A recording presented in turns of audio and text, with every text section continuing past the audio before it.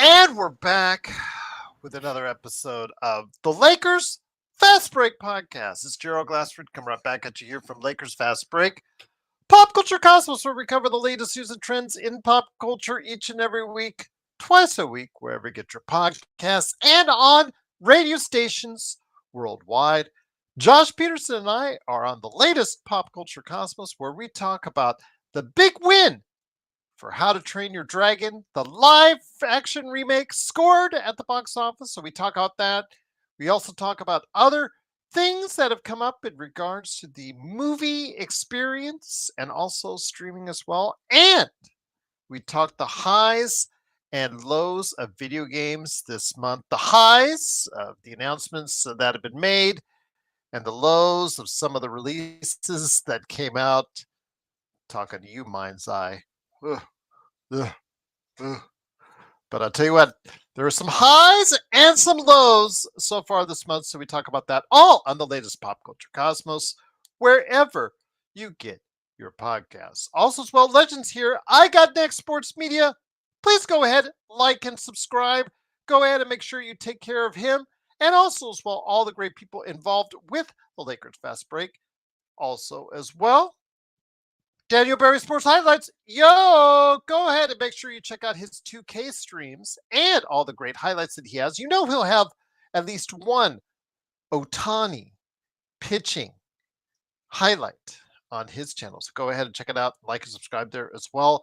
Our good friends at the Lakerholics. You know Laker Tom is scheming away at some type of trade that he's trying to manipulate into existence. So go ahead and check out what he has, either at Laker Tom on Twitter or at Lakerholics.com. And also check out how Jamie Sweet trolls Laker Tom when he comes out with that article or trade. And then how Michael Heinrich laughs at both Laker Tom and Jamie Sweet on Lakerholics.com. It's an interesting dynamic between those three. Laker Tom puts it out as far as the trade is concerned. Jamie Sweet laughs at it. They go back and forth, yell at each other, or write nasty things to each other. And then Michael Heinrich comes in the middle with his 2 cents and then teases both those guys. So, yes, interesting dynamic on Lakerholics.com. Empire Jeff TV, you know, he's going to have something to say about the Dodgers. Otani, Shohei Otani going ahead on the mound today. Also, as well, the Joe Soro channel. Don't forget about him and the Joe Soro experiment. You know, he'll have something to say about Otani as well. I know he hit 100 on the radar, I believe, is what they were saying in the chat. But he did give up 2 hits and run. It's, I believe, tied right now between them and the Padres. So go ahead and check out what those guys have to say on their respective channels. Of course, also as well, Stone Hansen. He is coming up this week on Thursday. That's right, Thursday, I believe at 5 p.m. Eastern, 2 p.m. Pacific there. And then also our mega, I guess it's annual or close to being annual, NBA mock draft on Saturday at 5 p.m. Eastern, 2 p.m. Pacific. We will have hopefully a lot of people that are going to be stopping by. We will see. If you are out there and you're interested in being a part of this NBA mock draft, you know, what we do is you go there, you know, you're going to be responsible for some teams. Other people will be responsible for their teams, and they will pick away. If you want to make trades, we'll go ahead and see if that works out. And then, of course, we'll have Stone Hansen there overseeing all this and saying whether or not he likes or don't like as the draft expert like we've had before. So go ahead and check out the NBA mock draft coming up this weekend on Saturday as well. So looking forward to that. Plus also, don't forget all the great stuff that we do each and every time out right here at the Lakers Fast Break. Become a member today for just $2.99 a month.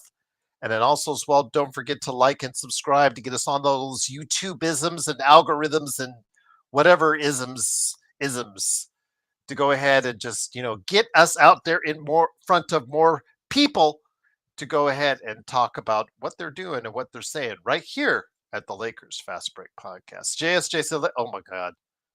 JSJ, I might have to ban you from the channel for that. Oh my God, of all the crazy things you said. That's even, Legend, I'm going to bring you in now. I just wanted to make sure I got my opening spiel in. I apologize for that. But JSJ, you know, do you see that? Do you see that in the chat? Do you Oh, see that in the chat? Oh my gosh, JSJ. Sports Baby, if you're on here, I might have to consider banning JS. Oh, well, he's a mod. I believe JSJ is a mod. Oh, JSJ, ban yourself for like 10 minutes. He might after that statement. Laker Tom should be the GM. Now, he does have Laker Tom. One show that we did, a mock draft, Legend was there, was really good. But that, like Rob Blanket, does not totally wipe out the fact that there are years of crazy Laker Tom trades out there. So JSJ, 10 minutes. 10 minutes for you, my friend, for that. That's almost as bad as Nintendo Switch 2 talk you've been talking about. So, yes. Actually, that's probably worse. I'll just leave it at that. But of course, it is the Lakers Fast Break. Go ahead and make sure you like and subscribe today. Just kidding, JSJ, man. Nothing but love, my friend. Allie, overrated. All right. But it is, of course, the Lakers Fast Break. Truly appreciate you joining us. It is game 5 happening tonight. That happened already. Of course, the major game, pivotal game, probably that will go down in the series. Oklahoma City came into tonight with the momentum, with the advantage coming into OKC. And of course, could Indiana work some magic like they did in game 1? It kind of looked like it was going to happen because despite all the turnovers that they had, despite the horrible game and the owie that now is his right lower leg, it's been hurting again with Halliburton, and despite the fact he had a miserable game, they were actually had brought the lead, had reduced the lead from a 18-point lead down to 2 in the fourth quarter. But unfortunately, it was not meant to be this time around, as they couldn't again in the clutch go all the way and get it done. OKC just a little bit better down the stretch, executed a little bit better, and you had OKC pulling it out, distancing themselves in the closing 2-3 minutes with a 120-109 victory. And here today to go ahead and discuss, it's a good man indeed. It is, of course, a good friend, the legend himself. Of course, the legend from I Got Next Sports Media. Legend, I'll bring it to you, my friend, before anybody else is able to jump on. I know I put the word out there, so I'm hoping that whoever's not watching the Dodgers game will be able to step on in here. Legend, I want to ask you this. Tonight's game, again, it seemed like OKC, despite all the turnovers that they created, their half-court offense struggles to get consistent baskets. If they were able to do so in the first half, they probably could have put them away by 20 to 25 points. It looked like it could have been that dominant, but their half-court offense is sometimes their own worst enemy. But despite that, and despite the fact that, Indiana came charging back and they allowed Indiana to come back with a very strong effort. Pascal Siakam, shout out to him. I mean, yes, in a losing effort, but man, that guy has been showing off all finals long, just steady as a rock for Indiana today also as well, despite Halliburton's terrible performance. Again, Siakam stepping up to play 28 points. Again, they got good bench play. TJ McConnell this time around, Obi Toppin adding 12, TJ McConnell with 18. They were able to stick around until about halfway through the fourth quarter, started to drift off from there. Your thoughts on today's game and what really set it apart in the end for OKC with the big performances from Jalen Williams with 40 and SGA with 31. I think what really started pulling things away at the end is that championship defense started showing, forcing the turnovers, and just stepping up big when it counted. They could have choked when it got down to 2 and start falling apart in panic, but they didn't. Stay composed. They stepped up when you needed to. Started getting all them 50-50 loose balls. Started diving all on the floor. Shout out to Caruso. He played ball tonight. He played ball and he did all that. Didn't do much on the offensive end, but yeah, defensively, you could see him. He was the Alex Caruso that we know, legend. That Rob Plink, I don't know how you let that one slip away. Yeah, believe me, I said that on playback. When he made that diving play when he stole the ball and dove in there, JSJ knows. I'm like, that was for you, Rob Palinka. Jeez, it's just still, and yes, we are still going to dwell on it. TH mother, you know what? Bleeping T. That's all I'll say. That's all I'll say about that. Go ahead, my friend. But it was definitely that defense. That defense to me was really what made a difference towards that end. It was the whole game, but at the end they stepped up when they needed to, forcing the turnovers, scoring all the turnovers like they usually do. You start seeing that Oklahoma City, like its legendary defense is being known historic, and they did what they have to do. They looked like champions at the very end, and they knew they had to win this game. You cannot go to Indiana down 3-2, and now they're in position to possibly close this out on Thursday. No worries. We'll see what happens. Yeah, they'll close it out possibly on Thursday. It does head back to Indiana, so we'll see. Indiana will have the lift, and I also think they'll probably get. Well, again, they got pretty good bench play on They the did. road. You're not supposed to have that kind of bench play, but I believe they outscored the bench of OKC, and you know what? Credit to them. They tried all they could. They put out their McConnell. Matherin was, Matherin's a hot and cold player, even in his own games. I know he frustrates the Indiana base because he'll be spectacular one moment and then he'll fail spectacularly the next. Today, he was just not really that good, 211 shooting. But Obi Toppin, TJ McConnell, they kept them in there with 30 points combined between those two.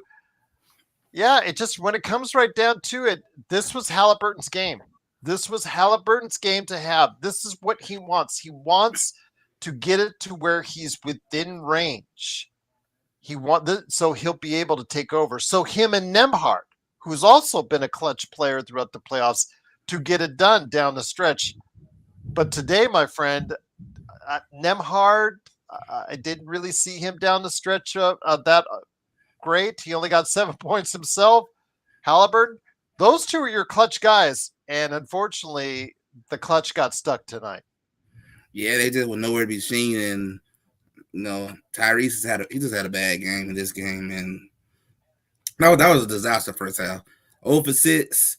I understand you were hurting all that, but it's NBA Finals, man. You can't go out here and lay an egg. You just can't do that.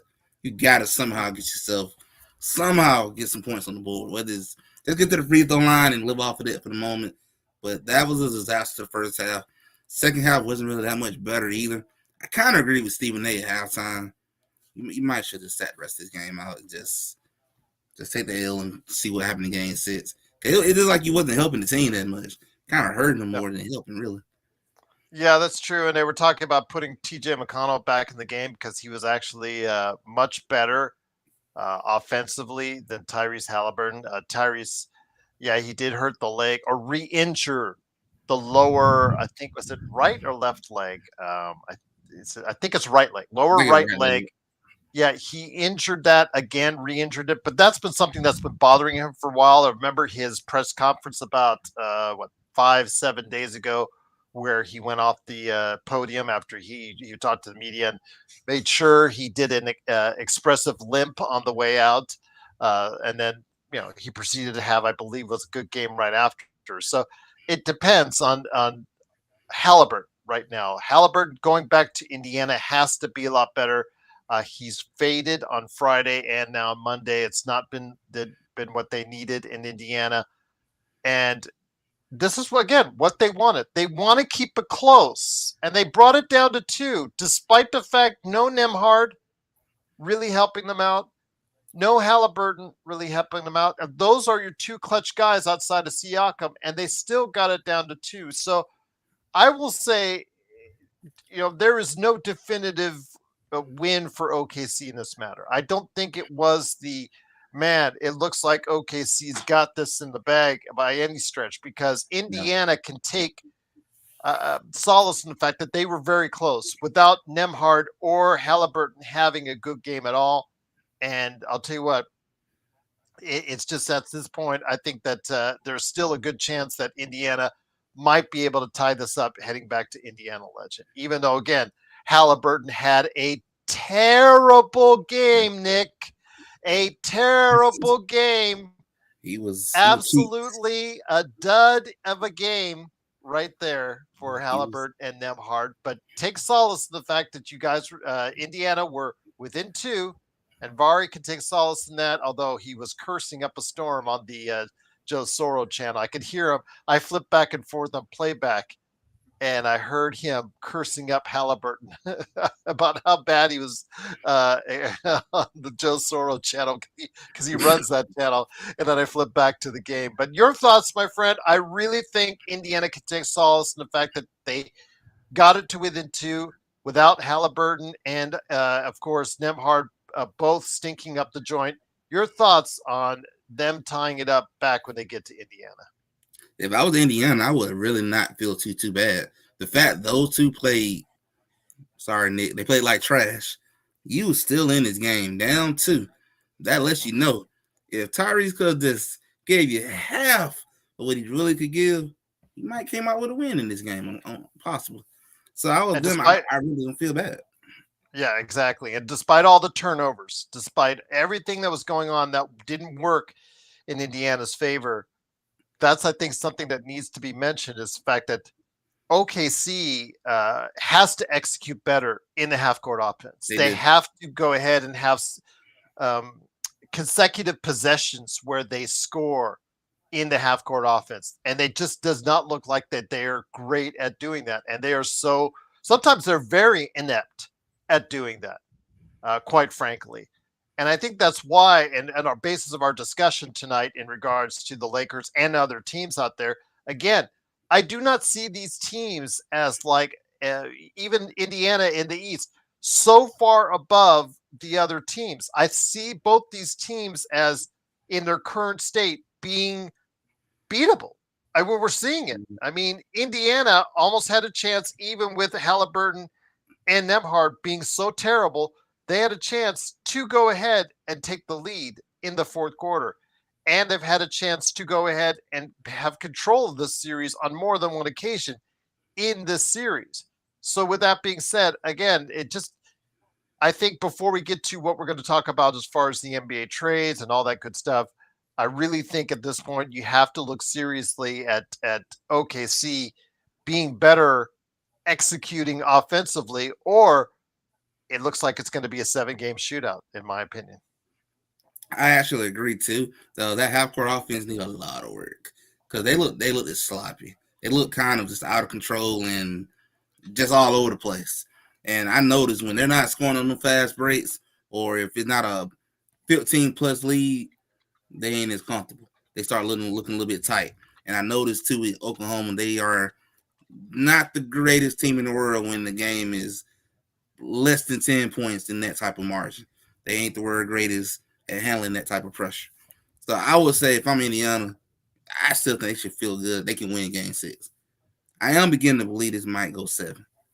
Unless Tyrese is really hurt badly on Thursday, and then yeah, he might be in trouble. But even if he hurt, they can still pull it off. So I think this could really still go 7. I think it'll still go 7, and I think that's just because of how I don't have the confidence in OKC in the half court in their offense. If Indiana somehow limits the number of turnovers at home, if they do limit the number of turnovers at home, they'll have to put OKC will have to utilize their half court offense more, and in doing so, they have to execute better. And if they have not, which would they have not been, they have not executed well the entire, I guess you could say, the playoffs, because in the half court offense, they're just not a great half court offense. They don't shoot well from the outside so far in this playoffs, and they are so dependent on Jalen Williams, who had an outstanding game. He is now playing like the number 2 on OKC that you wanted to. He was kind of in and out, inconsistent at various times in the playoffs, but he has played like the guy, the 1A that you need in the last 3 games. So all the credit to him tonight with 40 points. And SGA, oh, by the way, with his 31 and 10 assists. So, I mean, you're getting it from those guys, but their offense is so fixated on those two trying to create offense. it's hard sometimes. It's hard to get clean, consistent looks in that type of offense. So that's why I'm thinking Indiana, they'll clean up the turnovers a bit in Indiana. I think they'll get just enough to go ahead and push it to a game seven. Game seven is where I'm really thinking that this is going to be something for the ages. It's either going to be a blowout by OKC, or as I've told Vari, and I put it out Woo. there, I still think it would be coming down to where Nick's guy, Halliburton, it will be just healthy enough to go ahead and Become a do the legend. choke sign once again. I'm telling you, that's what I like to see. Either or. OKC blowout in game seven, or Halliburton do the Halliburton thing in game seven. So we'll see. We'll see how it goes. But any last thoughts on game five, or how the rest of the series is going to play itself out, my friend? Because everybody out there, Thursday, you have to wait till Thursday before the series kicks up again with game six. But any last thoughts on this before we head to our conversation on the NBA and the Lakers? I'll just say, just to wrap things up, I think Indiana will probably win game six. We're gonna probably get this game seven, unless Oklahoma decide to come in and be like, no, we in this tonight. But if it goes to game seven, I do think it's gonna be kind of what we saw tonight. Close game, gonna go back and forth. And at Tyrese time, you want to hit the shot, hit another buzzer beater, and really become a legend. That's your time. I mean, you will go down in history at that moment in game seven. Because we haven't had a game seven since 2016 finals. So Yep, it's been a while, my friend. It's been a little while. We'll see, but I think it's going to go seven. I just think that Indiana will find they're really good at home. Their crowd is really supportive, and I just think that Cason Wallace tonight. I got to give credit to Cason Wallace. He has been. I know, some people say missing in action, even though he's been out there, but he's been terrible on the offensive end for the entire series. He showed up tonight, so give him credit coming off the bench, giving them some really good minutes as far as offensively. 11 points for him, but 3 of 4 from three. Aaron Wiggins once again. We talked about this all year long, that when it came to Bronny James and the number 55 pick, there was only one 55 pick in the past 10 years that had actually gotten a second contract, and that was Aaron Wiggins. And you see why. He is just he's good enough on the defensive end, and he is good enough on the offensive end, especially at home. On the road, he's still, again, it's like a bench player on the road. Bench players on the road, for the most part, don't execute as well. But at home, Aaron Wiggins definitely feels comfortable, and he showed it tonight with 14 points, gave them a very good lift off the bench. And he's a player, again, number 55 pick, and the pick that he was in, I think it was like 2 years, 3 years 2 years ago. before. Yeah, 2 or 3 years ago. Yeah, you're right. Before Bronny. So maybe the Lakers will find the same luck with number 55, but Aaron Wiggins coming off the bench, again, it's just part of that deep rotation they have, legend, in Oklahoma City. Yeah, they just letting you know that sometimes these late draft picks, they can turn into something. So there is hope for Mr. James to become something. There's hope out there, and I think this is also letting a lot of teams in the league know too, just the importance of having good depth, because it's showing right now. It is showing in the series. Well, that's the depressing part, JY. And once again, it is the Lakers Fast Break for all those listening out there and watching. It's Gerald Glassford along with Legend from I Got Next Sports Media. Please like and subscribe. JY in our comments said at the end of the day, the draft and free agency signings will be more exciting than this final series. And it's just sad because this series looks like it's going to go 7, JY. Mm-hmm. It looks like it could be coming down to the wire. And it's a game 7 series, JY. But we've seen a lot of people turn off this series because of the individual teams and players involved. And we saw a lot of people going ballistic over the weekend with the Desmond Bane trade. So in essence, in a way, You might be right, JY. It might be the fact that they're more excited. It's unfair to Oklahoma City and Indiana in a way because it's not like anybody's being blown out. Most of the games have been close outside of game two. Most of them have been where both teams have had a chance to take victory. But again, I mean, as a basketball observer, I'm really I'm more tendency to agree. I have a tendency to agree with what JY says because it is supposed to be an exciting basketball finals. And if you're a basketball fan, this should be exciting to you. But I can tell everybody out there cares more about where Kevin Durant's going to go Yeah. than who's actually going to win the title, Legend. Yeah, you can definitely tell, especially when you watch First Take and all them. They look like they kind of bored talking about it.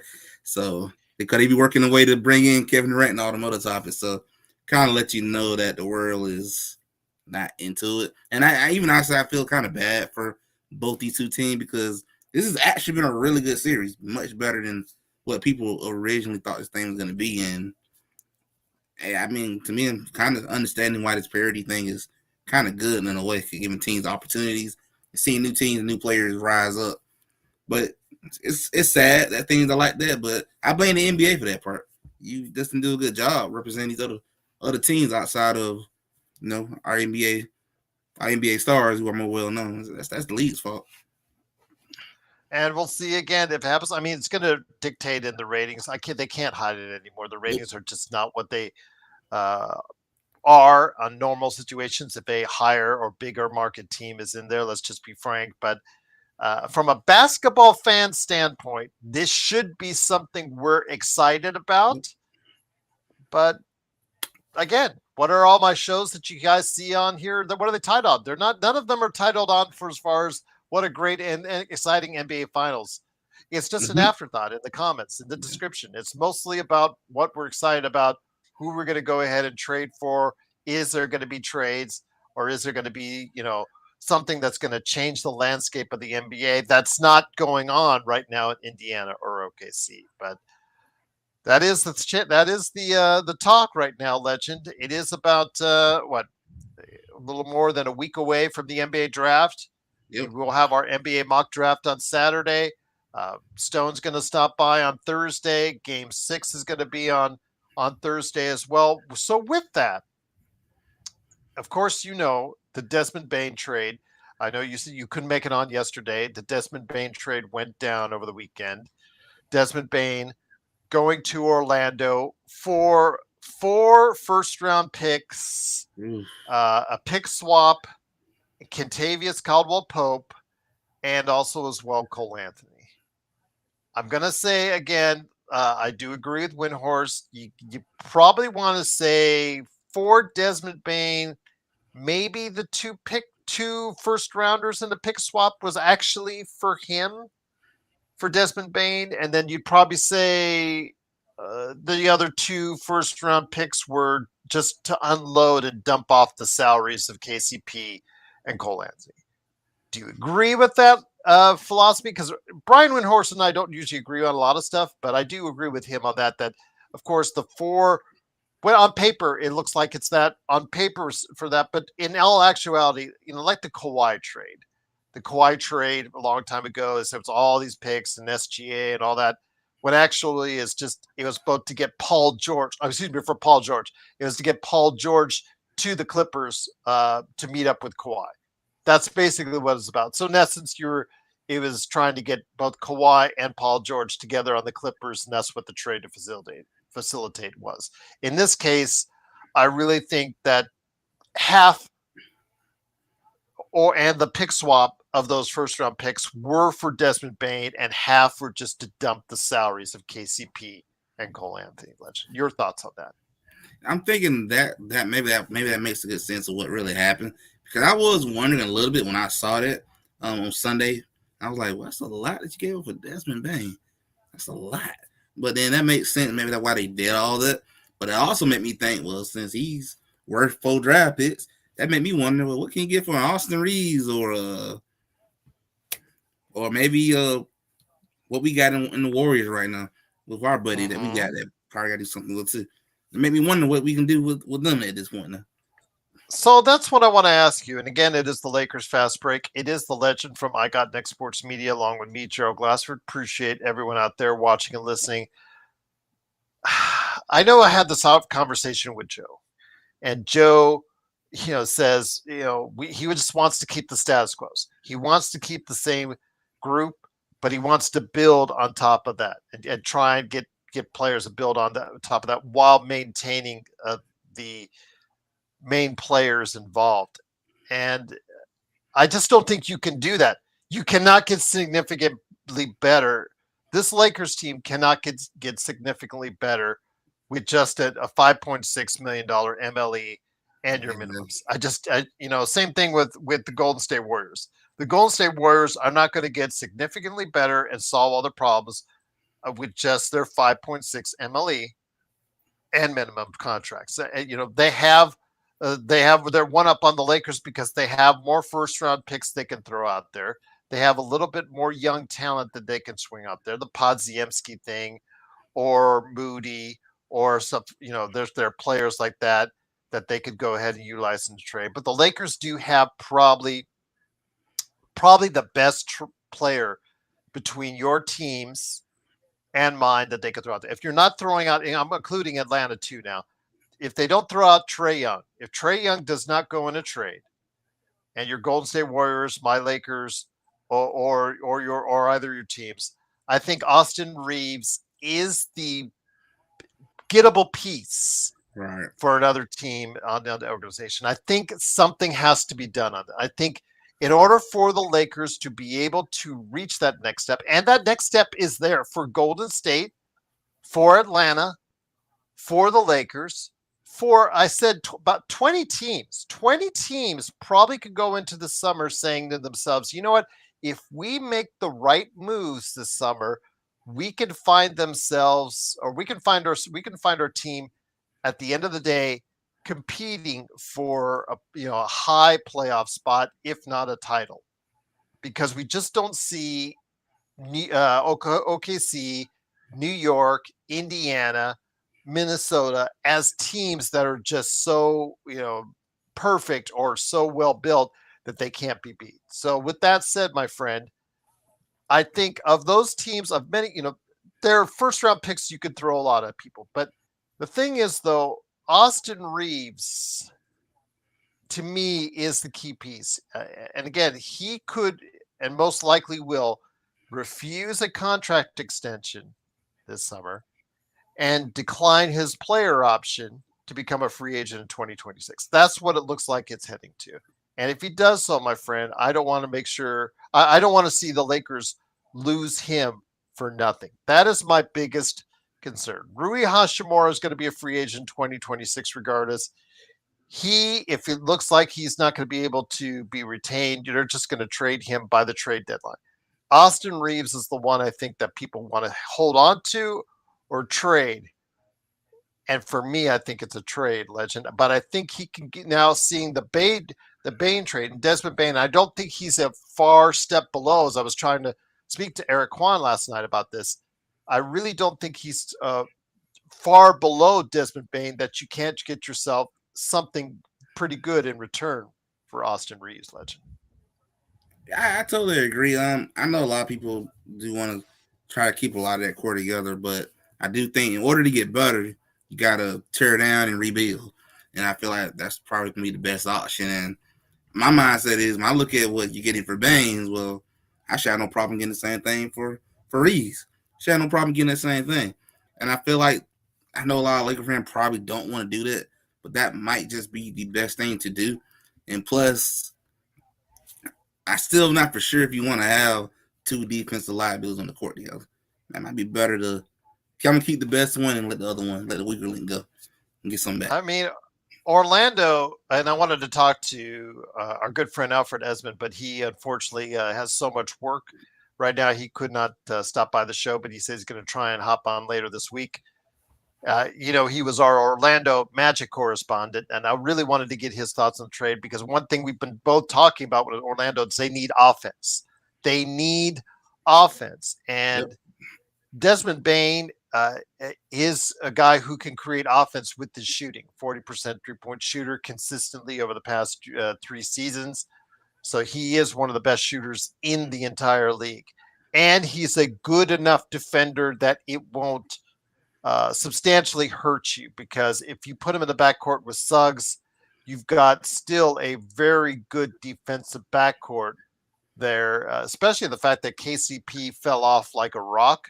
And in Yeah, doing so, you put Desmond Bane there. Yeah, the contract is a little pricey at in the $40 million range for the next 4 years, but again, you're solidifying yourself for that core.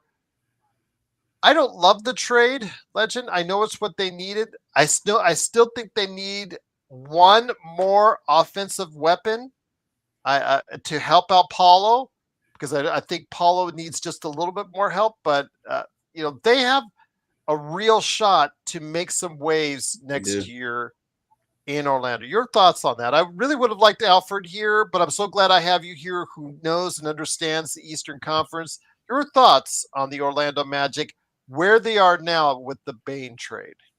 I wasn't really crazy about that trade myself, but I kind of knew they were going after him to get more shooting, high good 3-point shooter, add on and improve that offense that they're really needing to improve. And I'm actually surprised. I'm thinking that I'm surprised they're not trying to go after Austin Reeves myself. That would have been a pretty good deal to get right there, just because he fits what they Yeah. need. The thing is, and then I talked about it. I think Bane is a better shooter, statistically, much better shooter, 35 to 40%. You're talking right there, but and a better defender. But Austin is a better playmaker.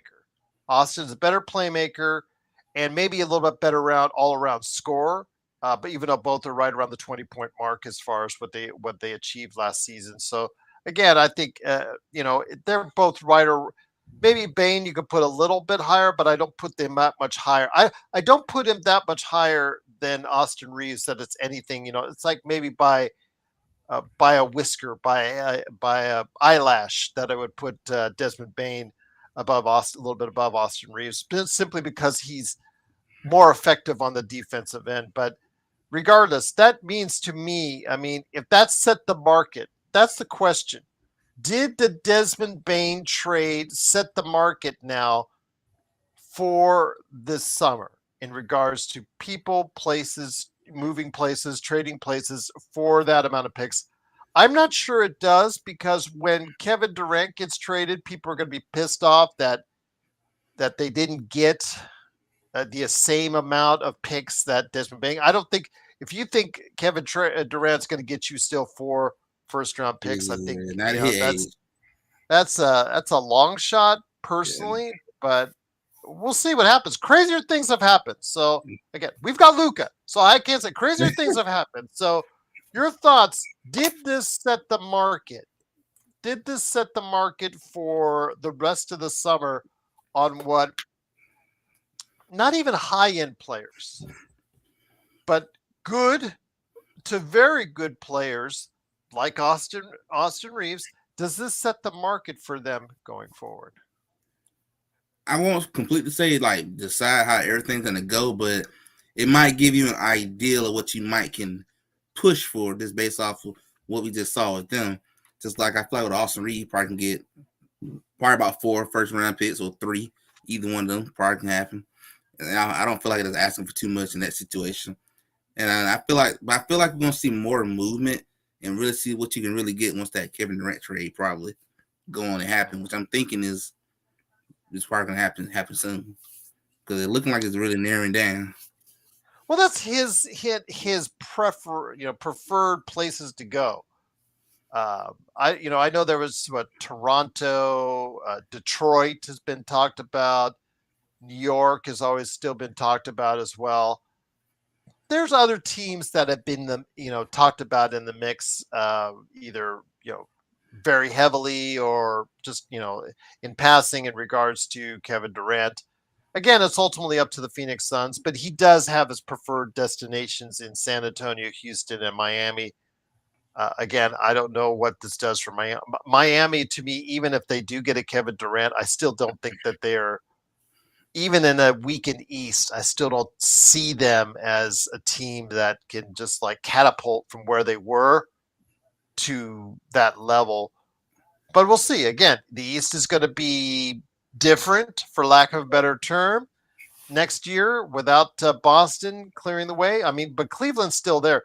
Cleveland could actually win 70 games if they stay healthy. I mean, they won 62 this year, but in a weakened East, they could just run away and hide with the regular season, but then again find the same problems in the playoffs like they did the past two seasons. So it'll be interesting to see. Orlando, I did think them make themselves better, but I just not sure how much better did they make themselves over the weekend. I feel like they need to do a couple more moves. I agree. And this is a team though that has not made a trade since the Markelle Fultz trade. To give you an idea, that was before the pandemic. To give you the idea, last time they made a personnel trade, so to speak, as far as for another player. So that's been a while. So maybe this will facilitate more moves from them. Again, Legend, I appreciate your input. I also want to hear from Alfred, hopefully later on this week, because he was so keyed in on Orlando. But does this?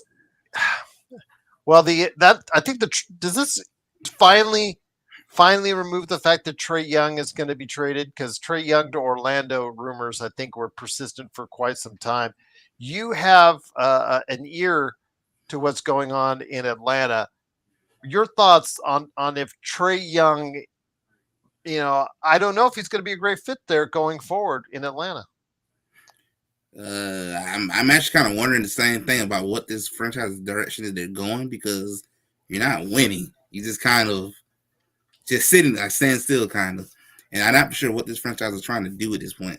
So my mindset is either you're gonna put a team together and compete, because this is a good time to do it. It's wide open, or just sit in the middle and then right away and just win a couple games, go lose in the first round. You gotta do something to decide what. I think it's based on Jalen Johnson's health.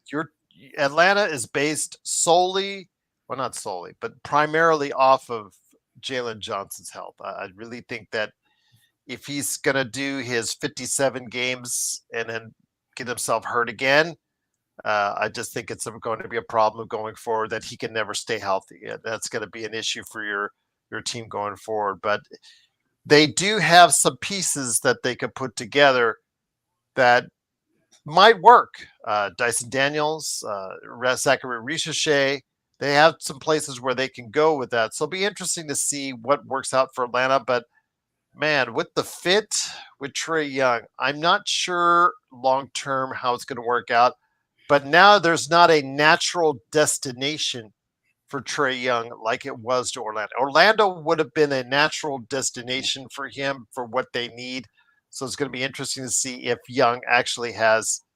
Eric says Young, Daniels, Ricochet, Johnson, Okongwu is a nice lineup. Yeah, but it's nice.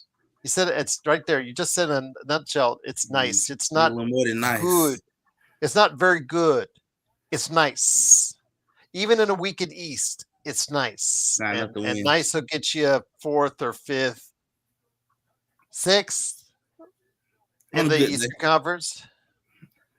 I mean, that could be a 45-win team in the Eastern, 47-win team in the Eastern Conference, but that's scaring nobody in the playoffs, Eric. Absolutely scaring no one in the playoffs. That's the problem. You need a team with players that can be able to go ahead and, teams have to really just go ahead and come in and fear or worry about. And I'm just not sure that lineup is going to do it. But we'll see. We'll see, Eric, because I have a feeling now that Orlando has made its major trade because they're pretty much, stuck with where they're at without the cap. Now that they have three players in Wagner, also Suggs too. Suggs has got is getting a nice paycheck. So yeah, Banchero. And now you've got four players you're paying some real premium money to. So now they're pretty much stuck. They're going to have to tweak around the edges, but we'll see what happens to Orlando. But Atlanta, again, it's a nice lineup, but I'm not sure how nice far nice gets you. But we'll see.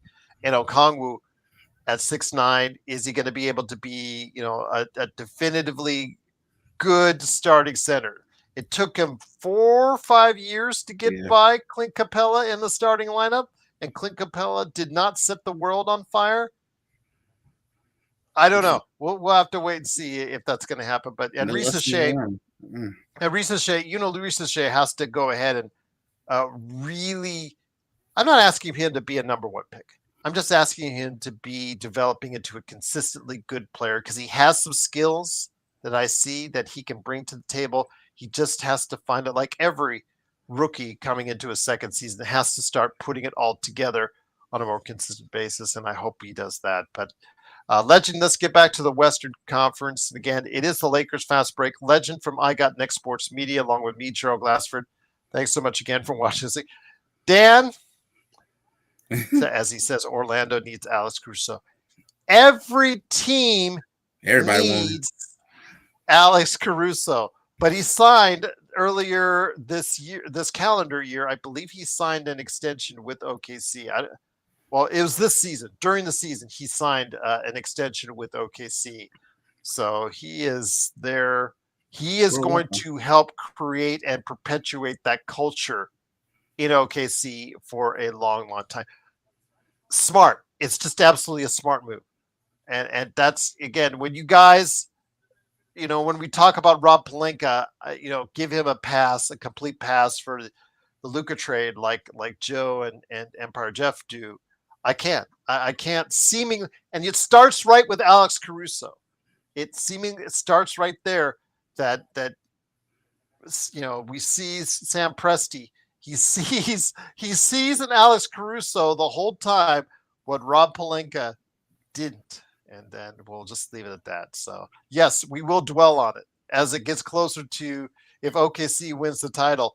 We were going to definitely do, and I know you guys out there are going to be dwelling on it too. So, Hustler says if Trae Young is your number one option, you're in trouble. Just blow it up and reset. Well, Hustler, remember, he was the number one. I can see your point, Hustler. He was the number one option on the team that went to Eastern Conference Finals. Again, they had, like the Lakers did when they went to the Western Conference Finals a couple years. They had a pathway that might have been considered by many easier than others. Maybe, I don't know if you'll agree with me on that, Legend, but well, JSJ, you put that out there. I didn't say anything about that. You put that out there on that issue. I didn't say anything on it. You put that one out there. And by the way, everybody will tell you, JSJ, that Magic made the trade. I say Rob was in the room when that trade happened, and I'll leave it at that. But can the Lakers, from Dan Inspiration, can the Lakers realistically get Andrew Wiggins? I think he'll be a good fit in LA, especially if we trade away Rui. Your thoughts on that, Dan? Which Andrew Wiggins at this point of his career are you going to get? That's the question I have. Because I'm about to say that. I don't know which one you getting. Yeah. I mean, he got paid a fat paycheck. I don't want to say he got paid a fat paycheck for one awesome finals appearance, but a lot of it was based off that. I'll just leave it at that. But your thoughts on that, my friend? He's earning right around between the next 2 years. He's $28 million. He's got a player option after that for $30 million, which you and I both know he'll pick up. He was pretty bad at times for you guys in Golden State, and then he kind of picked it up a little bit in Miami. On paper, he would be a great addition for the Lakers, but the only thing I worry about, Dan, it's like the thing when you guys were asking for Bruce Brown. You guys asked for Bruce Brown all year long, and Bruce Brown's career has gone into the toilet. Let's just be frank about this. When he signed the deal with Indiana couldn't get rid of him fast enough and sent him to the Great White North in Toronto. And then after Toronto, they sent him. You guys remember that Toronto couldn't get rid of him fast enough and sent him to New Orleans. His career went in the toilet. He was fantastic in the playoffs and leading into the championship series with Denver. I'm hopeful he'll regain his career at some point, but yeah, Legend, 28 million and 50. essentially $60 million for the next 2 years for Andrew Wiggins. Does he give you, or could he still give you $60 million worth of performance over the next 2 years? Maybe. I mean, I feel like getting Wiggins is kind of a gamble at this point because of we just saw for ourselves what he did for us, and it was pretty bad. It was bad. So, I mean, he's a nice pickup, but it just, if you're looking for what he did with the 22 Warriors, you probably ain't gonna get it at this point. Could not even be like a couple years removed since then, and he's been going down and down and down, and don't look like he's going up. And if you do go up, it ain't gonna be that much. So I don't know if I want to pay $60 million for that. Because he would go for about, just to give you an idea, let's say, Dan, if you really want to bring him over here, you could trade him for Rui Hachimura and Maxi Kleber. I'll just say Maxi Kleber. One of those guys around $10, $11 million. So you could make a package for that. I don't know if does that really move the needle. I mean, defensively you get a little bit better, but offensively, he's just not that player anymore, Legend. And I'm just worried. He's only 30, so he can get that back. But yeah, it's hard for me to go ahead and stand 100%. I mean, it could be the change of scenery. Now, when a player goes, change of scenery, becomes the player that he once was, or a better player in actuality. Sometimes that's the deal. Sometimes you just start seeing the signs like they did in Golden State. Yeah, you just start realizing that what he once was just not there anymore. And sometimes you got to also look at what's been going on in other teams too. You should look at how he did with us, look what he did with Miami. It ain't nowhere near the same what he did in that 22 run. So to take that $60 million from Miami, I don't think it's worth it. Personally, I would say keep looking around. You can get something better. Don't jump the gun on that one. It's not too bad. 18 points last year, right around his career average. Rebounds, assists, right around his career average. Field goal percentage, right around his career average.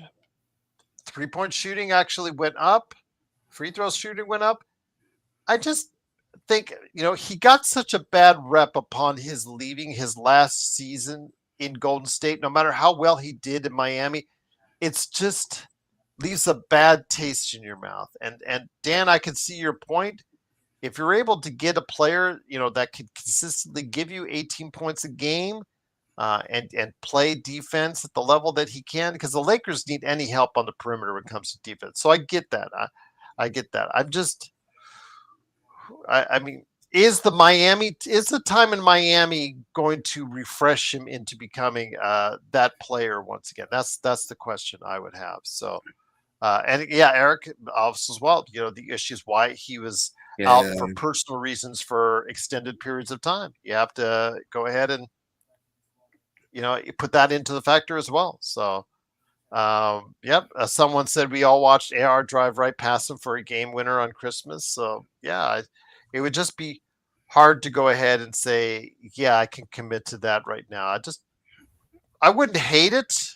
I wouldn't love it. If that's the best way I could say it. But again, what I want to go ahead and bring this to is the title of the actual theme of this actual evening tonight is, does the Desmond Bane trade, in your opinion, to all, not just the Lakers, but to all these other teams,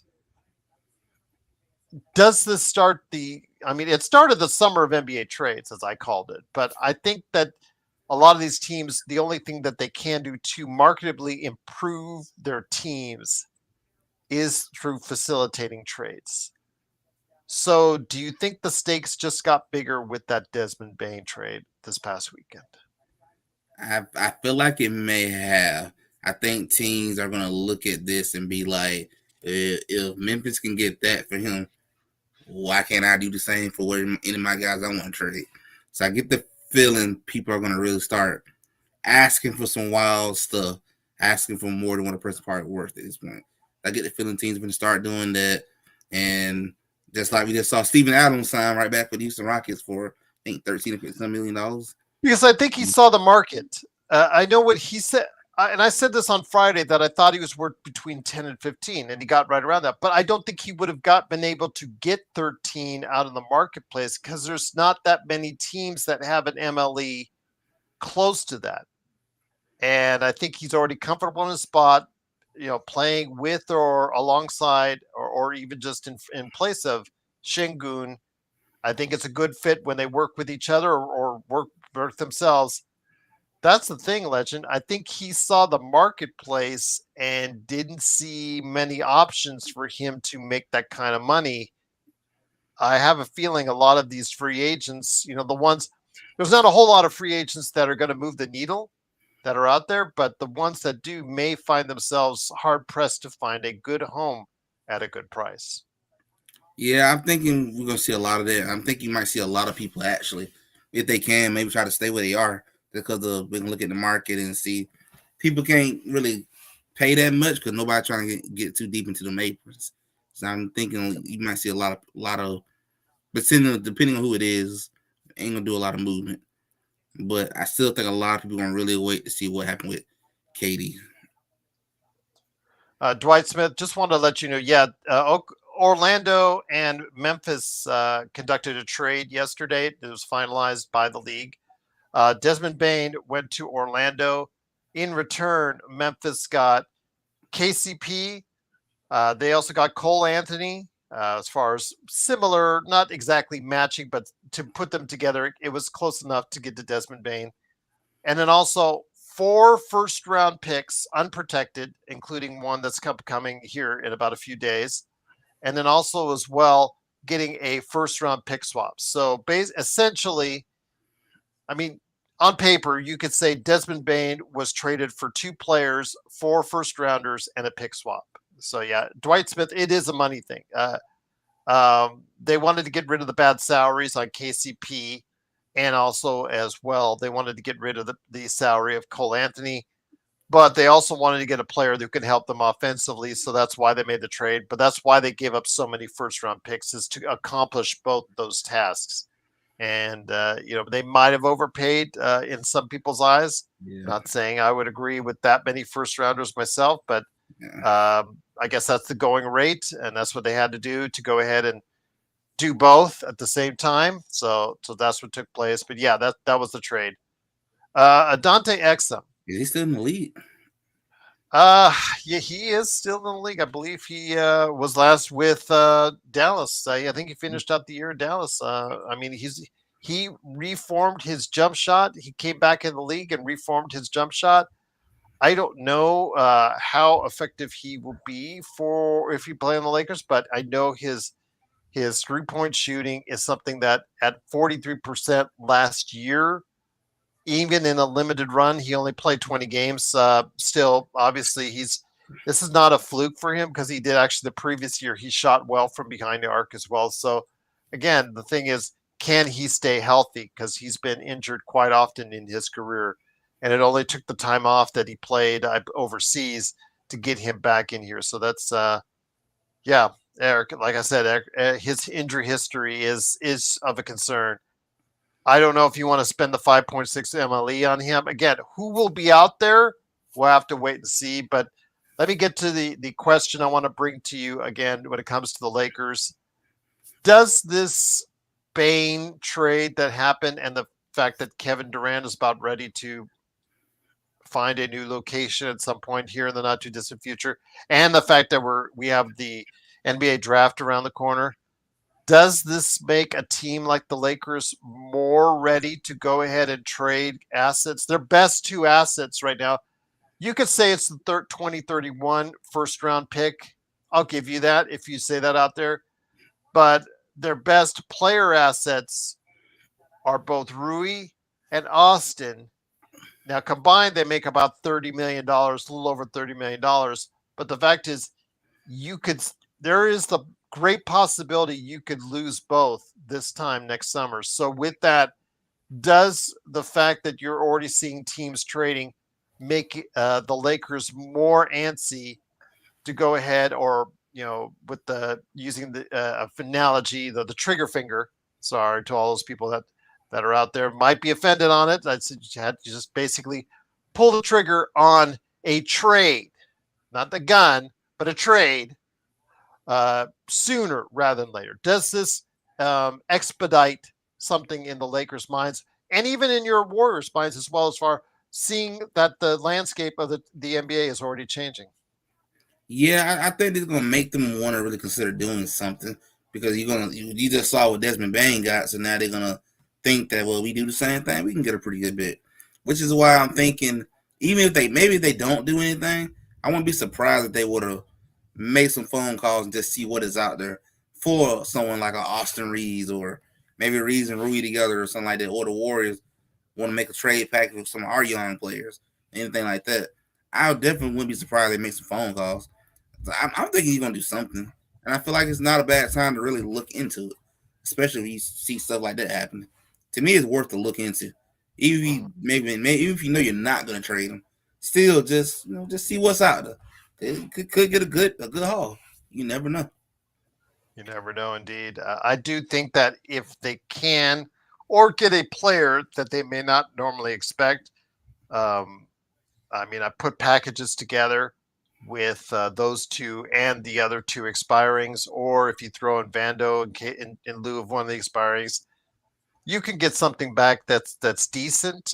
One, two, sometimes three players in trades that might be able to help move the needle from various trades that we've tried to do or on NBA Trade Machine myself, or if you look at Laker Tom, or if you look at many of the analysts out there for the Lakers, they've tried hard in trying to push the numbers on that. So there is the possibility the Lakers are going to have to do it. But with all apologies to Joe, again, I'm sorry. You're just going to have to. You cannot keep the status quo. If you're going to keep the status quo, the Lakers are going to have the same flaws going forward. And I just don't think you're going to be able to get exactly what you want with just a 5.6 MLE and the minimums that are out there. Now, I'm hoping that a player like, I don't know, I threw out there Quentin Grimes before as a possibility that they may be able to get him on the 5.6.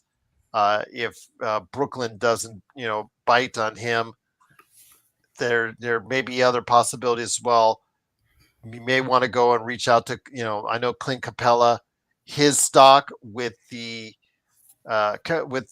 signing of Steven Adams, legend, for big guys that both your team in Golden State Yeah, needs and my team here in the Lakers needs, both need big guys. Clint Capella and Lopez, their stock just went up. So, I mean, getting rough out here. yeah, it's getting rough. It's getting rough because those aren't too, well, I mean, Lopez is 30, 37, I 38. Yeah. know Yeah. the Hustler Warriors are says Al definitely. Horford is a great option as a backup stretch five and power forward. I mean, at 40, I think he's 40. So yeah, eh, Yeah, I get a little eh, younger than that.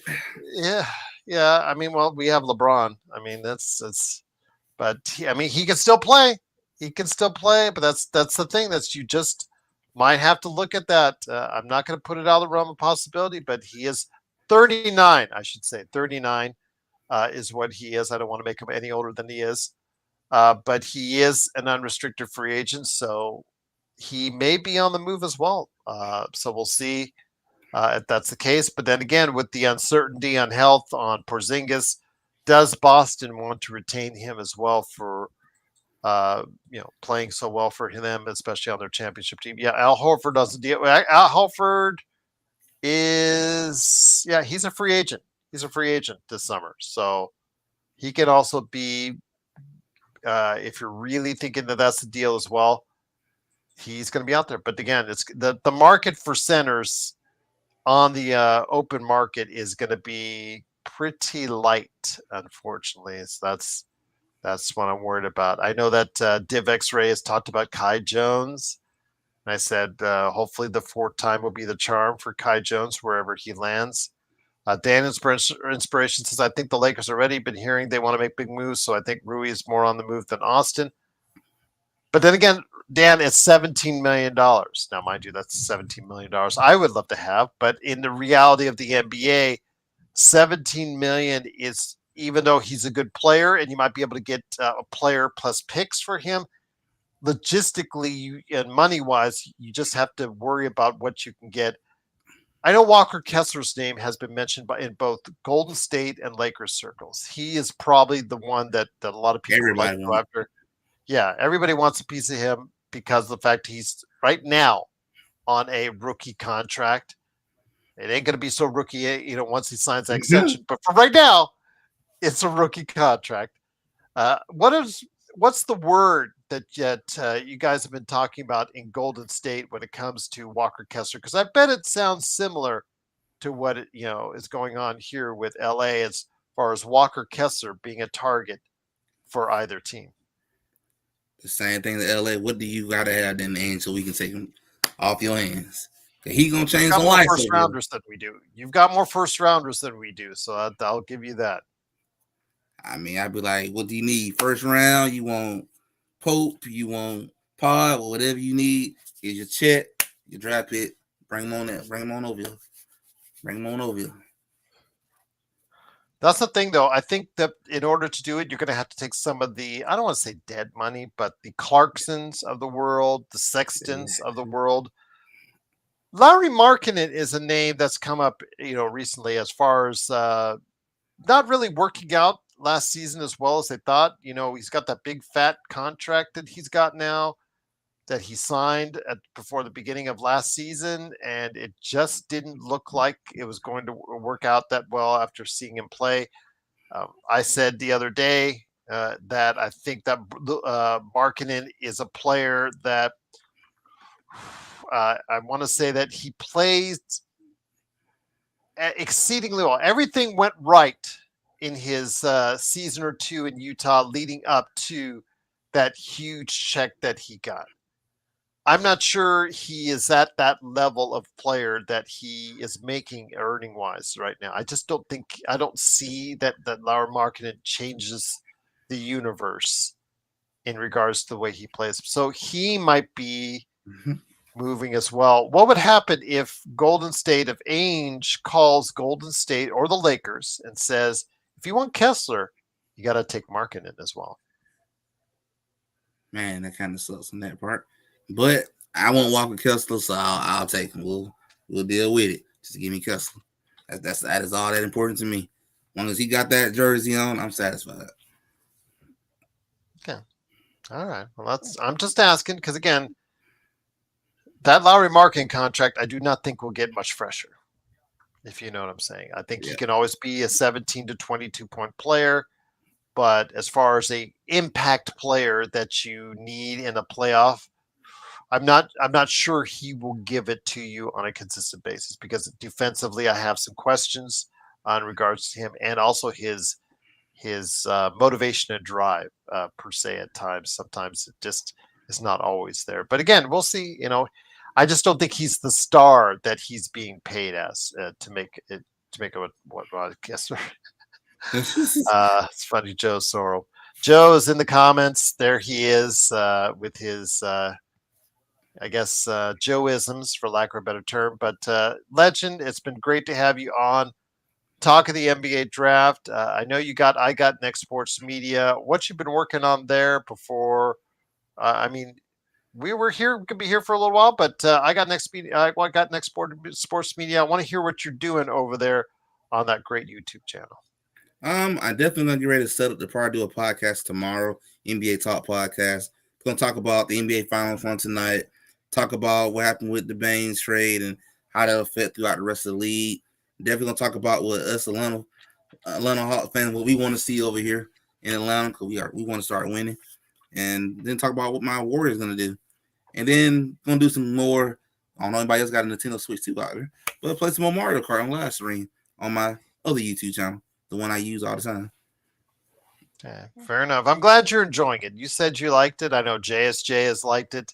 I have seen a lot of, and already seen a lot of people returning their Nintendo Switch 2s or trading them in already at various game stores. I've already got. Yep, I already know people who have done it. So it is what it is, guys. So Markkinen, Joe, Markkinen, Lowry Markkinen. Come on, man. Get with the program. Lowry Markkinen. There you go. But once again, it is the Lakers Fast Break. Legend, always great to have you here. But again, I'm going to have you here definitely for the NBA or mock NBA draft on Saturday. Plus, also, if you're willing to stop by, again, I'm going to have a draft show with Stone Hansen Thursday afternoon. And then maybe we'll try to do something maybe on Tuesday or Wednesday as well. But Hustler says Lakers are pressured because of Luka. Pelinka didn't care about LeBron before the Luka trade. He traded for Mark Williams for Luka. He didn't believe in AD LeBron anymore to waste picks. I would agree. And the AD LeBron had already seen their window had closed. Yeah. We've already said it on the show many times. That window had closed. And getting Luka in here, yeah, the pressure's on because he hasn't signed an extension with the Lakers. So as long as that extension hasn't been signed with Luka, the pressure is definitely on. But unlike Joe, I think they do need to make changes in order to get better. You cannot keep the current core that they have only a 5.6 MLE and some minimums and expect to get really a whole lot better going into next season, which I think is what they need. They do need to cure their rebounding problems. They do need to be better on the defensive end. So yeah, absolutely, it has to be something that they're going to have to fix. But yeah, Joe, don't you have a game that you're watching or supposed to be watching? The Dodgers, yeah, the Dodgers are leading 6-3. All right. Well, I'm glad you're here anyways. So, and again, it is, of course, Legend from I Got Next Sports Media. Dan Inspiration says if the Lakers get Al Horford, might as well get PJ Tucker and form the oh my God. The big three. Does anybody watching that on CBS? Seriously? Is anybody watching the big three? On social media. I'm sorry. I'm missing the entire thing. All these past players. Jamal Crawford, I think, is going to go into it. I heard Michael Beasley is having issues, or Michael Beasley's being Michael Beasley in the big three. So yeah, that's not what we want. Joe Soros says no geezers, please. I think he's referring to Al Horford. Would you consider Brook Lopez as being too old at this point? He's 37 himself.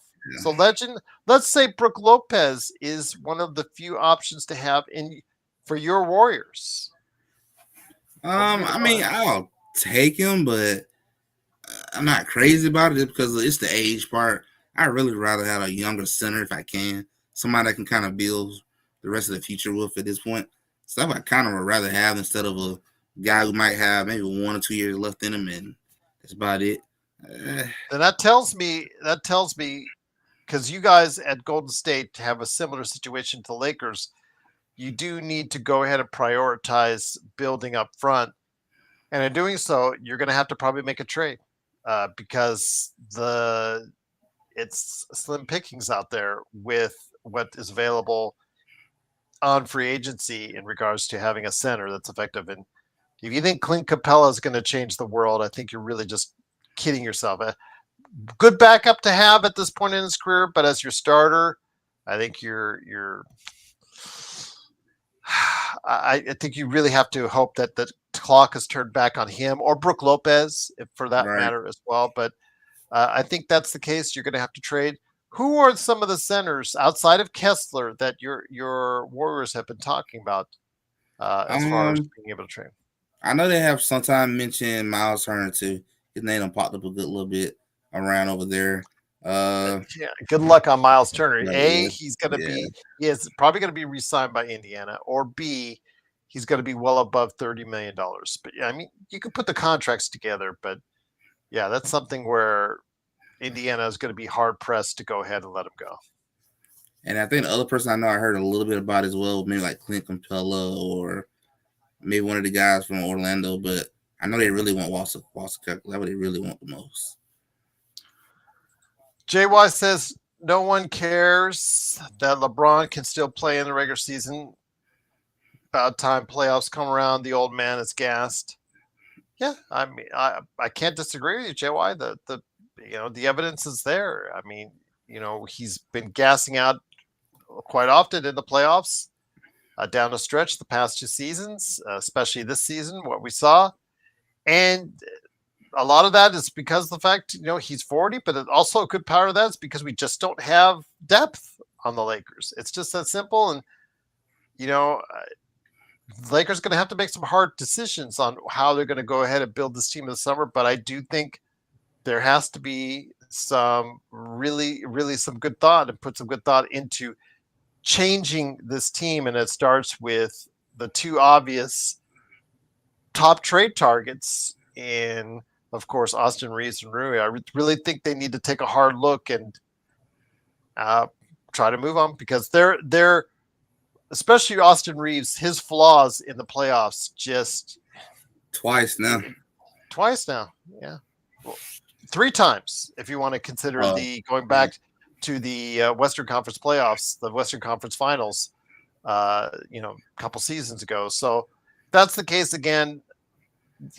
I just don't see any way out of this. If you keep everything together, I just see it as a harder battle for the Lakers to go forward in the Western Conference where everybody's loading up, and the Western Conference is going to be decidedly better than the East, Legend.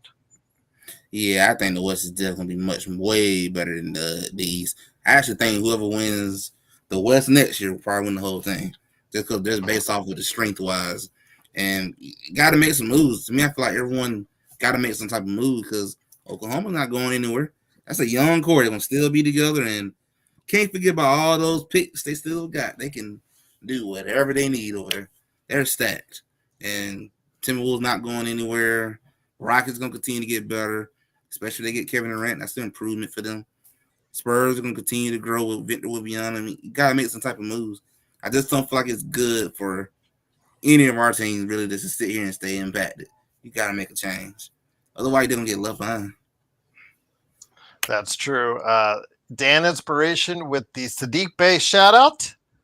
It's been a long time since we actually mentioned his name on the show. He hasn't played, or he hasn't been in the game. He actually didn't play last season because of an ACL injury. So, I mean, if you want to go ahead and test him out, I think he's the type of player that if he comes out, maybe looks good in workouts, maybe even goes back into the summer league and see how that goes. But most likely a player of his tenure probably won't do that.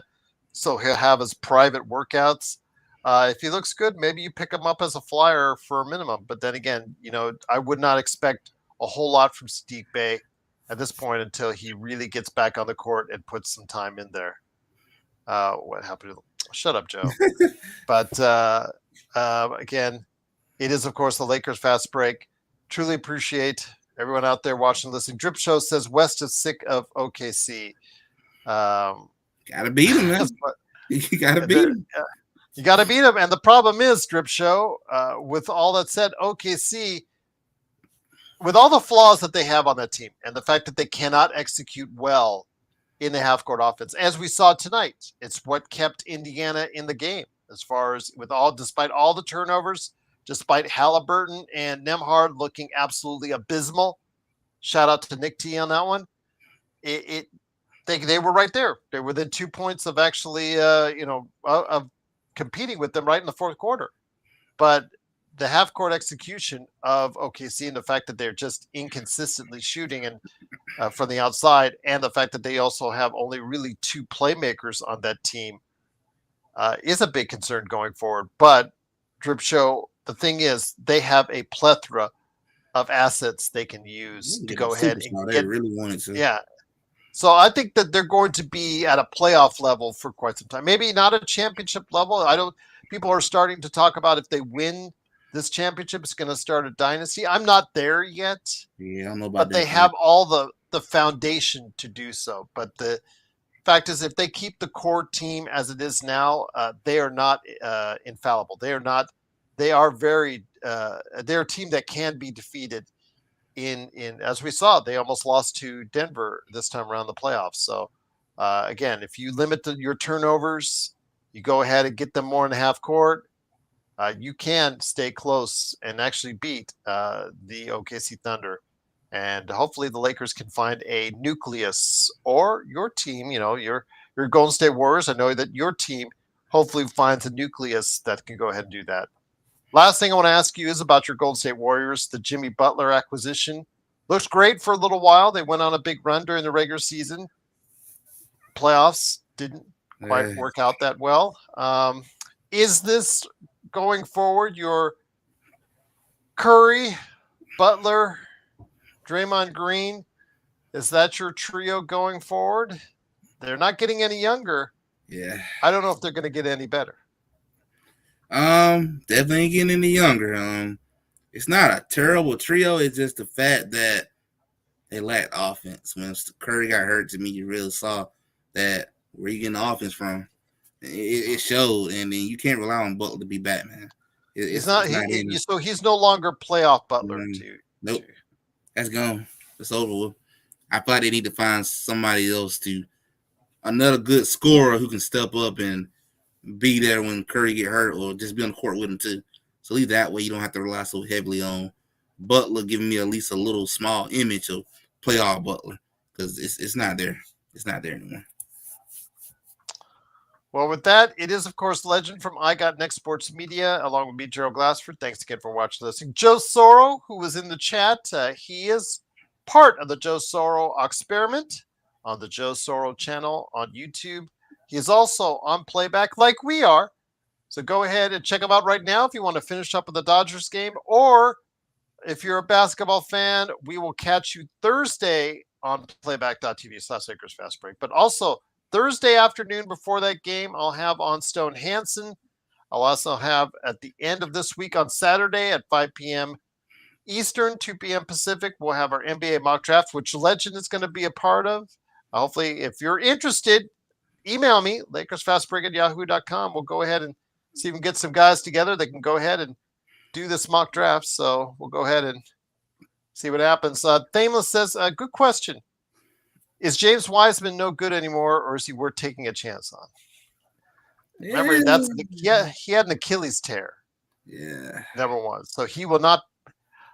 Well, he did it in the second game of the season. First or second game of the season? I think he did in the first game of the season. I think it was the first game of the season. Yeah, so he did it right off that. So he may be healthy. He should be healthy for next camp. I don't know, Thameless. You could. I mean, he has the body of center that you were thinking that should dominate out there, and then you see him play, and as Legend saw, not what you hope for a second overall pick. No, not what you would hope at all. So yeah, Joe he's never been good. Yeah, he's never been good. But again, looks can be deceiving. It reminds me a lot of Chris Washburn. If you go way back when, by the guy who just literally when he stepped out on the court looked like a guy who was going to dominate, and then fortunately, not only stuff on the court but also off the court got the best of him as well. So, but we'll see. Again, the Lakers are going to need some help.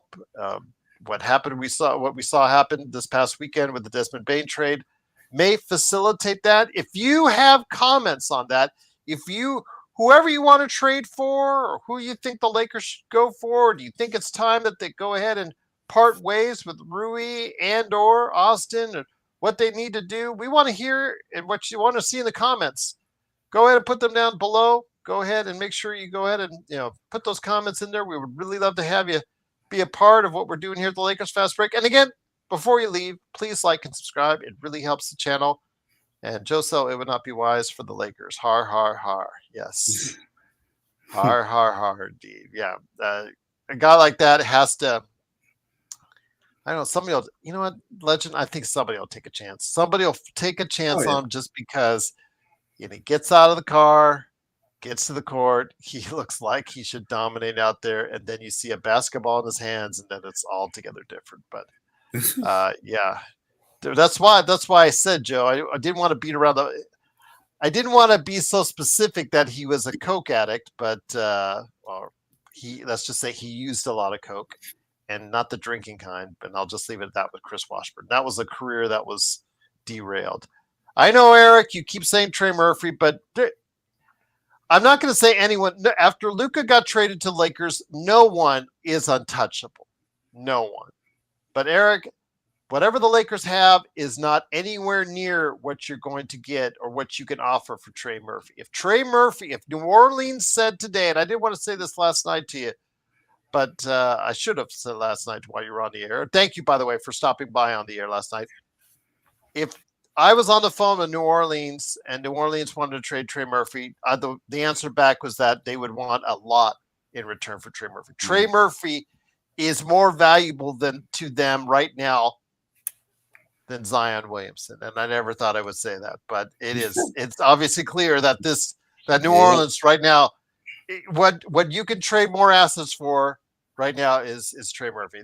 They don't want to get rid of him. I'm not going to say he's impossible to get, but there's no way. The Lakers do not have enough assets right now for Trey Murphy. I don't even think Legend with the 3 first-round picks has enough assets. They're gonna ask for a lot for him. Yeah, absolutely. So, which good center is the most realistic? That's a good question for either Golden State or us. I hate to repeat what Joe says. It depends on your level of good. But DeAndre Ayton, I think Portland has no need for him. They have a center that they drafted in the top 10 last year. They need to put in the starting lineup. So they have no need for DeAndre Ayton. They actually have no need for 3 of their top guys, Grant or Simons. They don't have any need for them, Legend. So they could trade all 3 of those guys. So I guess that's the most gettable right now, Fameless. So I'd say that's the most realistic. Yeah. So that's what I just said, Joe. Thank you for repeating what I just said. I know Portland don't mind giving him up at this point. He just does. Yeah, they don't need to. They have a lot of youth. They could go and tank and have a lot of youth that they could build because they have a lineup that they could put out there of all young players that they could develop and just get rid of the Grant on that. Well, they're not going to get a Grant. That is that's the NBA's worst contract right now, it's believed with Grant. But Simons and Ayton, I think, can also be moved. It could be matched.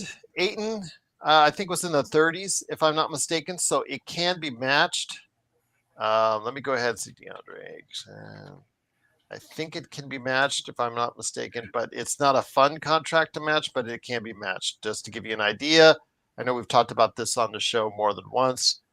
Bringing that up here in just a second, but it's in the mid 30s, if I'm not mistaken. So yeah, it's coming up right now. Yeah. Next year it's 35 million. It's only a 1 year though, guys. So he would be an unrestricted free agent in the summer. So it's 35. It is gettable. Because remember, I talked about Rui Hachimura and of course, Austin Reaves. That's about 31 right there. So you could do it. But yeah, just take Rui. They doesn't work like that, Joe. Doesn't work. Well, they may take. You know what? They could do that. They could take Rui, and they could take Maxey, and they could take Gabe because those 2 are expiring. Like Legend, probably has for his team. Probably has a couple expirings they could throw out there. So yeah, with a first. But is it really worth all that? I don't think DeAndre Ayton is. That's the thing. DeAndre Ayton, which DeAndre Ayton you're going to get. Some days he's there, some days he's not there. So, Ayton has motor issues, yes, to say the least. Yeah. Yes, to say the least. But as you say, beggars can't be choosers. So that's probably the most gettable Fameless out there is DeAndre Ayton would be my guess. Also, Jakob Poeltl would be somebody I think that also could be out there. Toronto is probably going to make some trades this summer. Masai Ujiri probably is going to look to make some moves. I would say Jakob Poeltl will probably be part of those moves as well. Those are probably 2 of the most gettable there. The one I would like, Walker Kessler, I think, is on everybody's list. But Jalen Duren, if Jalen Duren becomes available, if let's say Detroit somehow magically gets a hold of Miles Turner, you could see Jalen Duren on the block, but we'll see. But yes, I'm not convinced on Ayton. Joe is, but I'm just not convinced he's going to give you everything you need every game that you needed. So I'll leave it at that. He has no history that he's been able to give consistent play over a long period of time. He fades in and out with his motor. And in the playoffs, you need a guy like that to be able to stay with it, which he might. You never know. Never know. You're not working with Masai. Eric, if we talked about every team that supposedly won't deal with the Lakers or the Lakers won't deal with, that would take up half the NBA. I'm so tired of hearing that the Lakers rules or the Laker tax or this or that, or they won't deal with this guy because of this guy, or you won't deal with Masai Ujiri, or you won't deal with this GM, or you won't deal with Pritchard or whatnot. Man, if you call on the phone and you have something that they want, they'll deal with you. They'll and deal vice with you. versa. Yeah. Oh well, they won't want 4 picks for Poto. Good luck. I'd say good luck, but they don't. The Lakers won't have it. They might get 3 if they get 3 for Golden State if they're bad first rounders. You never know. So we'll see. We'll see how desperate teams like the Lakers and Golden State gets in trying to get a big man. It'll be interesting to see. Hustler says getting Walker Kessler without Reaves is possible if Jazz draft a center like, but that's a very big if, Hustler. That's a very big if. I doubt Angie gonna give him up for nothing. Yeah, he's not going to give him up for nothing. So yeah, the thing is, you've got a center. He knows he's got a center that people covet, and he's going to make you earn every cent of it. I'm not going to say he's untradeable, but I'm just going to say he's going to make you earn every cent of it. Dan says Ayton won't be able to handle the LA life. Oh, he's going to party too much. Okay. Oh, there you go. Again, is it a maturing factor? We'll have to see with DeAndre Ayton. But again, the talent is there. You can't be number one choice and not have talent. But is it going to be there consistently for whoever he plays for the next, whether it's Golden State, the Lakers, or wherever else he plays? But I do know if I was in Portland, I would try to trade him this summer while he still has some value because he's on an expiring contract. So we'll see what happens there. But it is, of course, Legend from I Got Next Sports Media. Along with me, Gerald Glassford, I want to thank so much to everybody out there for watching and listening. Drip Show says Rob wants superstars at every position. I wouldn't disagree with you on that. He does go star shopping. For God's sakes, do not bring back Westbrook. That's all I'll ask. Just don't do that. Dan says going to re-sign Jemison. I liked his energy. I like Jemison over Koloko. Yeah, they can, but Jamison's a small 6'9" center. He's a body that can, set screens. Not really talented on the offensive end. Free throw shooting was interesting to say the least. I mean, as a third big man, you could do worse. And I think Koloko was worse, but we'll see. I mean, I just don't think if you are getting Jemison with the idea that you wanted to play real minutes, I think that's already a step in the wrong direction because Jemison's not that guy. He's just not at that level of a player. But we'll see. Hustler says 2 picks and Dalton should be more than enough for Walker, who's still a project.